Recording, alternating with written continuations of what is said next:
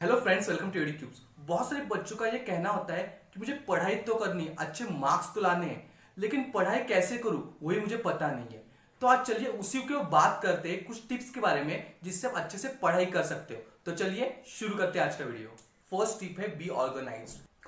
जो कि आपकी चीजें हो, जिसको अपना स्टडी मटेरियल से ठीक से रखिए। अपनी बैक पैक जो होती है वो रात को ही करके रखिए ताकि सुबह कुछ तकलीफ ना हो। आपकी कौन सी नोट्स कहाँ पे है, कौन सी टेक्स्ट बुक कहाँ पे, ये पता होना चाहिए। बहुत सारे स्टूडेंट्स की प्रॉब्लम ये होती है कि हम ऑर्गेनाइज्ड नहीं होते। तो ये सबसे बड़ी गलती हो सकती है स्टडी करते वक्त। सो पहली बात, खुद को ऑर्गेनाइज कीजिए। एक छोटी सी डायरी मेंटेन कीजिए। उस डायरी में लिखिए मुझे कौन सी पढ़ाई कब करनी है, मेरे कितने चैप्टर्स हो चुके हैं। सो खुद का एक ट्रैक रखिए। खुद को एक छोटे छोटे रिवॉर्ड्स भी दीजिए कि इतना मैंने कंप्लीट कर दिया, खुद को रिवॉर्ड दीजिए। लेकिन उससे पहले ऑर्गेनाइज हो जाए अच्छे से। लेकिन सेकंड टिप है never skip your classes. Bunk करना कितना भी कूल लगे, लेकिन वो कभी भी आपके बेटरमेंट के लिए नहीं हो सकता। आपको उससे बेनिफिट नहीं मिलेगा। शायद आपको मजा आए, लेकिन उसके बाद आपका एक लॉन्ग टर्म जो हम गोल कहते हैं उसे वो डिस्टर्ब करेगा। एक लॉन्ग टर्म में बहुत बड़ा लॉस आपका वो कर सकता है। आप फ्रेंड के साथ मूवी जा रहे हो, या फिर किसी कैफे में बैठ रहे हो, या फिर टाइम पास कर रहे हो, तो ये कहीं ना कहीं आपके लॉन्ग टर्म गोल को पूरे से डिस्टर्ब कर देगा और आपकी स्टडी को भी अभी डिस्टर्ब कर देगा। तो उससे अच्छा है क्लास को स्किप मत कीजिए। ऐसे बच्चे यही गलती करते हैं, लेक्चर्स में तो बैठ जाते हैं, क्लास स्किप नहीं करेंगे लेकिन नोट्स ही नहीं लेते। हमेशा नोट्स लेने चाहिए। हम घर पे जाके पढ़ाई करने के लिए बैठ तो जाते हैं, लेकिन क्लास में क्या सिखाया था वही मैं भूल जाता हूँ। एग्जाम्पल, ये कोई साइंस का न्यूमेरिकल था, उसमें ये अचानक से ये फॉर्मूला क्यों यूज किया ये मुझे पता नहीं होता। मैंने दिमाग में सब स्टोर करके रखा हुआ होता है, लेकिन लिखा हुआ नहीं होता। तो वो एक प्रॉब्लम क्रिएट करेगा आपके लिए। आपको कॉन्फिडेंस लो करेगा। मुझे ये न्यूमेरिकल नहीं जम रहा है, मुझे ये न्यूमेरिकल नहीं आ रहा है, मेरा नेक्स्ट न्यूमेरिकल नहीं आएगा। तो आपका कॉन्फिडेंस, ओवरऑल कॉन्फिडेंस जो होता है वो लो होते जाएगा।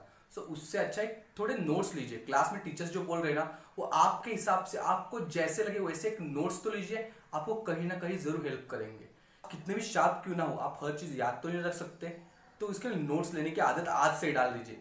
नेक्स्ट टिप है क्रिएट अ स्टडी प्लान। आपका खुद का एक प्लान बनाइए। मैं कैसे स्टडी करने वाला हूँ, कौन से सब्जेक्ट को कितना टाइम देने वाला हूँ, मैं उससे इतना वक्त दूंगा, उससे इतना वक्त दूंगा। फिर मैं 1 घंटा अगर पढ़ाई कर रहा हूं तो कौन सी पढ़ाई करूंगा, उसमें उस सब्जेक्ट में कौन सा टॉपिक करूंगा, ये सब डिवाइड करके रखिए। मैंने पहली टिप में बोला था ऑर्गेनाइज रहिए, तो अपने स्टडी को भी अच्छे से ऑर्गेनाइज कीजिए। एक स्टडी प्लान बने, खुद का प्लान बनाए। मेरा दोस्त ने ऐसा प्लान बनाया है, इसलिए मुझे ऐसे प्लान नहीं बनाया।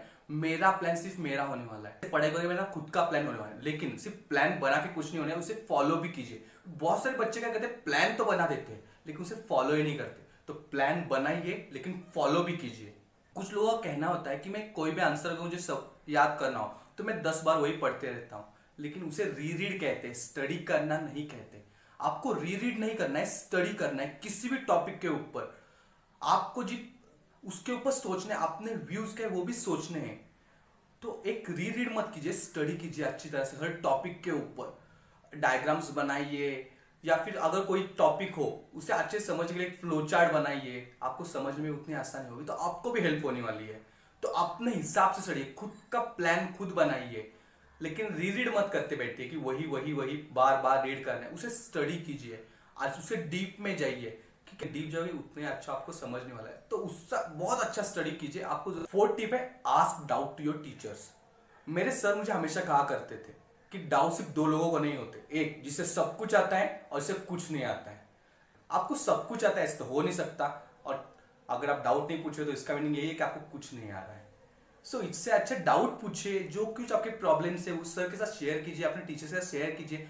सोल्यूशन आपको जरूर मिलेगा, क्योंकि आप वो किसी को पूछोगे नहीं तो कोई आपको हेल्प सामने से आके नहीं करने वाला। सो अपने प्रॉब्लम्स टीचर के साथ डिस्कस कीजिए, आपको सोल्यूशन मिल ही जाएगा।